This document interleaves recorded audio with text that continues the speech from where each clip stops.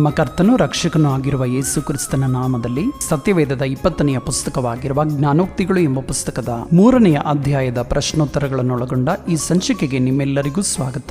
ಈ ಸಂಚಿಕೆಯಲ್ಲಿ ಇರುವ 11 ಪ್ರಶ್ನೆಗಳಲ್ಲಿ 10 ಪ್ರಶ್ನೆಗಳಿಗೆ ಉತ್ತರಗಳನ್ನು ನೀಡಲಾಗಿರುತ್ತವೆ. ಉಳಿದ ಒಂದು ಪ್ರಶ್ನೆಗೆ ಕಮೆಂಟ್ ಬಾಕ್ಸ್ ನಲ್ಲಿ ಉತ್ತರವನ್ನು ನೀಡುವ ಅವಕಾಶವನ್ನು ಕಲ್ಪಿಸಲಾಗಿರುತ್ತದೆ. ಹಾಗಾಗಿ ಈ ಸಂಚಿಕೆಯನ್ನು ಪೂರ್ತಿಯಾಗಿ ವೀಕ್ಷಿಸುವುದರ ಮೂಲಕ ನೀವು ಉತ್ತರಿಸಲಿರುವ ಪ್ರಶ್ನೆ ಯಾವುದೆಂದು ಗಮನಿಸಿ ಕಮೆಂಟ್ ಬಾಕ್ಸ್ ನಲ್ಲಿ ಉತ್ತರಿಸಲು ಪ್ರಯತ್ನಿಸಿ. ಹಾಗಾದರೆ ಬನ್ನಿ ಇಂದಿನ ಸಂಚಿಕೆಯನ್ನು ಆರಂಭಿಸೋಣ. ಮೊದಲನೆಯ ಪ್ರಶ್ನೆ, ಯಾವುದನ್ನು ತಾತ್ಸಾರ ಮಾಡಬಾರದು?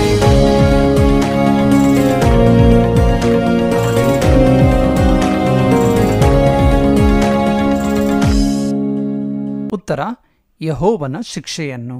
ಎರಡನೆಯ ಪ್ರಶ್ನೆ, ಜ್ಞಾನಹೀನರಿಗೆ ದೊರಕುವ ಬಹುಮಾನ ಯಾವುದು?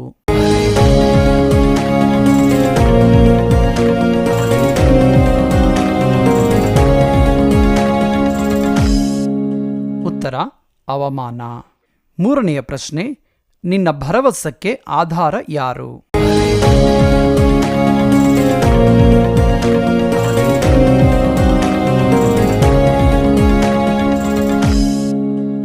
ಉತ್ತರ, ಯೆಹೋವನು. ನಾಲ್ಕನೆಯ ಪ್ರಶ್ನೆ, ಯಾರ ಬಲಗೈಯಲ್ಲಿ ದೀರ್ಘಾಯುಷ್ಯವಿದೆ?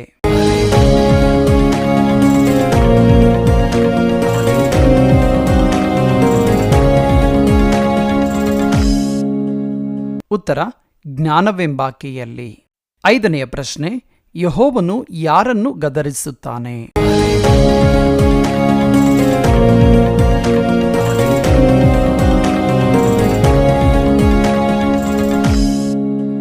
ಈ ಪ್ರಶ್ನೆಗೆ ಕಮೆಂಟ್ ಬಾಕ್ಸ್ನಲ್ಲಿ ನೀವೇ ಉತ್ತರಿಸಿ.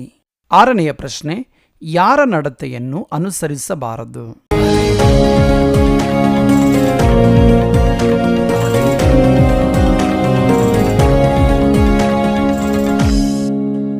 ಉತ್ತರ, ಬಲಾತ್ಕಾರಿಯ ನಡತೆಯನ್ನು. ಏಳನೆಯ ಪ್ರಶ್ನೆ, ನಮ್ಮ ಕಣಜಗಳು ಸಮೃದ್ಧಿಯಿಂದ ತುಂಬಬೇಕಾದರೆ ನಾವು ಏನು ಮಾಡಬೇಕು?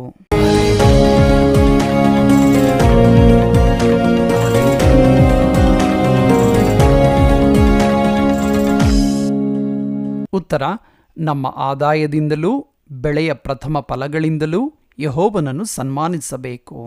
ಎಂಟನೆಯ ಪ್ರಶ್ನೆ, ಯೆಹೋವನ ಸ್ನೇಹವು ಯಾರಿಗೆ ದೊರೆಯುವುದು?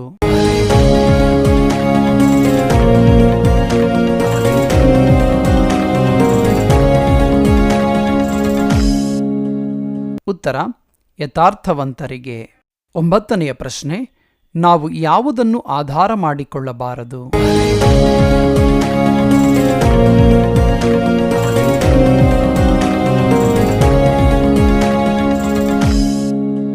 ಉತ್ತರ, ಸ್ವಬುದ್ಧಿಯನ್ನು. ಹತ್ತನೆಯ ಪ್ರಶ್ನೆ, ಆರೋಗ್ಯವಂತರಾಗಿರಲು ಏನು ಮಾಡಬೇಕು?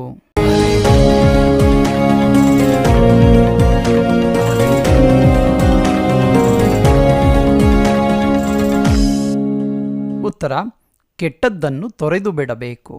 11ನೆಯ ಪ್ರಶ್ನೆ, ದೇವರ ಮತ್ತು ಮನುಷ್ಯರ ದಯೆಯನ್ನು ಪಡೆದುಕೊಳ್ಳಲು ಏನು ಮಾಡಬೇಕು?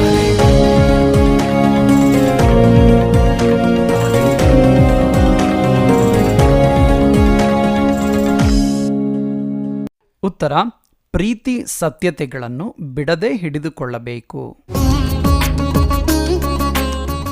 ಸತ್ಯವೇದದ ಪ್ರಶ್ನೋತ್ತರಗಳನ್ನೊಳಗೊಂಡ ಈ ರೀತಿಯ ಸಂಚಿಕೆಗಳು ಸೋಮವಾರದಿಂದ ಶುಕ್ರವಾರದವರೆಗೆ ಪ್ರತಿದಿನ ಸಂಜೆ 6 ಗಂಟೆಗೆ ಕೃಪಾ ಸಮೃದ್ಧಿ ವಿಜಯಪಾಲ್ ಎಂಬ ಯೂಟ್ಯೂಬ್ ಚಾನೆಲ್ನಲ್ಲಿ ಪ್ರಸಾರ ಮಾಡಲಾಗುವುದು. ಈ ಸಂಚಿಕೆ ನಿಮಗೆ ಇಷ್ಟವಾದಲ್ಲಿ ಲೈಕ್ ಮಾಡುವುದರ ಮೂಲಕ ಮತ್ತು ಈ ಚಾನೆಲ್ಗೆ ಸಬ್ಸ್ಕ್ರೈಬ್ ಮಾಡಿಕೊಳ್ಳುವುದರ ಮೂಲಕ ನಮ್ಮನ್ನು ಪ್ರೋತ್ಸಾಹಿಸಿ. ಈ ಸಂಚಿಕೆಗೆ ಸಂಬಂಧಪಟ್ಟ ಸಲಹೆ ಸೂಚನೆಗಳನ್ನು ಮತ್ತು ನಿಮ್ಮ ಅಭಿಪ್ರಾಯಗಳನ್ನು ಕಮೆಂಟ್ ಬಾಕ್ಸ್ ನಲ್ಲಿ ಕಮೆಂಟ್ ಮಾಡುವುದರ ಮೂಲಕ ಅಥವಾ 8050163607 ಎಂಬ ಸಂಖ್ಯೆಗೆ ವಾಟ್ಸ್ಆಪ್ ಮಾಡುವುದರ ಮೂಲಕ ತಿಳಿಸಬಹುದು. ಈ ಸಂಚಿಕೆಯ ಮೂಲಕ ನೀವು ಪ್ರಯೋಜನ ಹೊಂದಿದ ಹಾಗೆ ಮತ್ತೊಬ್ಬರು ಸಹ ಪ್ರಯೋಜನ ಹೊಂದುವಂತೆ ದಯಮಾಡಿ ಈ ಸಂಚಿಕೆಯನ್ನು ಇತರರೊಟ್ಟಿಗೆ ಶೇರ್ ಮಾಡಿ. ನಮ್ಮ ಕರ್ತನಾದ ಯೇಸು ಕ್ರಿಸ್ತನು ನಮ್ಮ ಹೃದಯಗಳಲ್ಲಿ ತನ್ನ ವಾಕ್ಯವನ್ನು ಸಮೃದ್ಧಿಯಾಗಿಟ್ಟುಕೊಳ್ಳುವ ಕೃಪೆಯನ್ನು ದೇವರು ನಮ್ಮೆಲ್ಲರಿಗೂ ದಯಪಾಲಿಸಿ ನಮ್ಮೆಲ್ಲರನ್ನು ಆಶೀರ್ವದಿಸಲಿ. ಆಮೇನ್, ಆಮೇನ್, ಆಮೇನ್.